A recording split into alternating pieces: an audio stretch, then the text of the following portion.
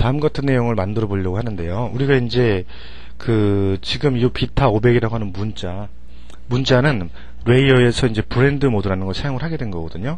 요래 브랜드 모드, 노멀로 설정돼 이거 지금 내를 합쳐놔서 이런 상태가 된 것이고, 이 그러니까 노멀 모드에 포함되어 있는 밑에 떨어져 있는 그 디퍼런스라는 모드를 사용해서 문자가 형성이 된 것이고, 그 다음에 여기 약간 이렇게 밝게 표현이 됐거든요. 이렇게 밝게 표현된 것은 이제 이 브랜드 모드 안에서 칼라 더지라는 거를 사용을 했어요. 자, 그런 부분들 한번 보도록 하겠습니다. 자, 일단 이 내용은 떨어뜨리고 새로운 이미지를 꺼내겠습니다. 뉴에서 이렇게 사이즈를 지정하시고, 다음에 문자를 쓰겠습니다. 자, 문자를 쓰는데, 이거 제가 이제 문자 색을 다시 이미지 모드가 지금 그레이로 돼 있어요. 이게 지금 여기 보시면 컬러가 흑백으로만 나오잖아요. 이럴 경우가 있을 때는 RGB 모드로 바꿔주시면 돼요. RGB 모드. 자, 이 상태에서 문자를 씁니다.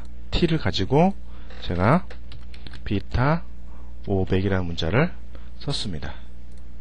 다음에 크기를 좀 줄이겠습니다. 예. 체크하는 거 확인하는 거 있잖아요. 네.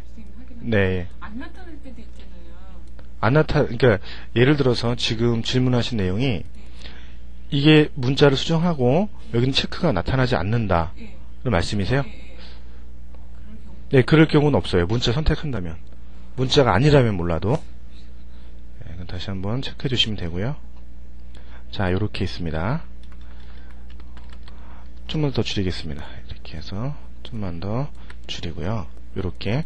다음에 이 문자를 원본 문자 레이어를 뉴 레이어로 드래그를 해서 항상 복사를 해 놓으시라는 거예요. 그 다음에 원본을 이렇게 눈을 꺼주시고 이거를 필터, 블러, 가우시안 블러로 해서 조금만 주겠습니다. 이렇게. 다음에 복사하겠죠. 이제 얘를. 자, 얘를 그대로 뉴 레이어로 드래그해서 복사. 그 다음에 브랜드 모드를 디퍼런스로 놓는다면 검정색으로 나타나는 건 당연한 거예요. 왜냐면 이 두 개의 이 백그라운드 레이어는 끄겠습니다.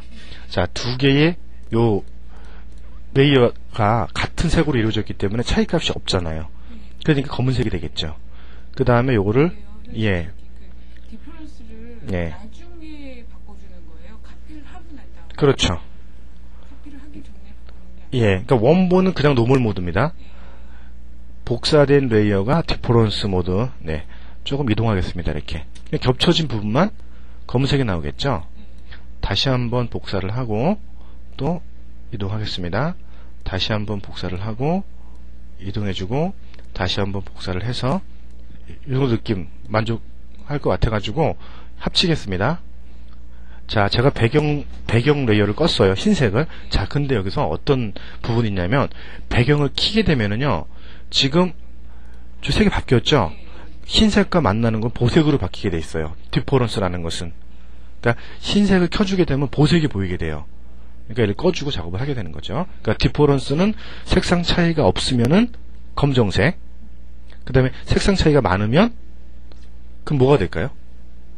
그러니까 디퍼런스라고 하는 것은 색상 차이가 없으면 검정색이죠. 검정색으로 가겠죠.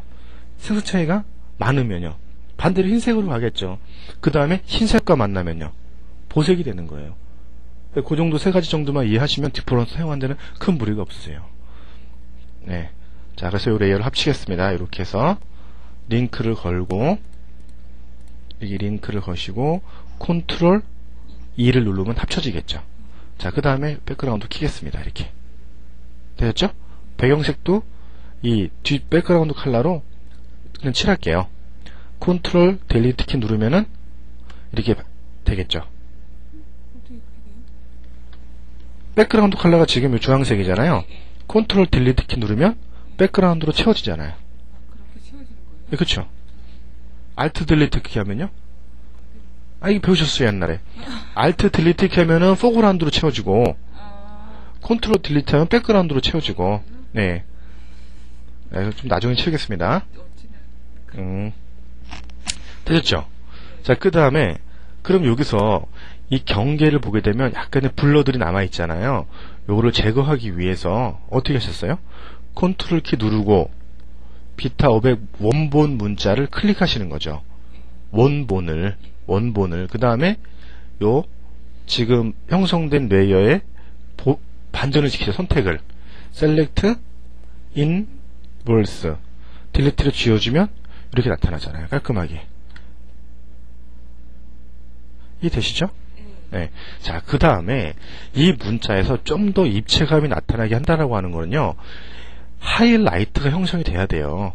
지금 이제 이 부분이 조금 밝고 이 부분이 어둡잖아요. 근데 이 부분에 조금 더 빛을 주란 소리죠. 이렇게 빛이 강하게 들어가게끔.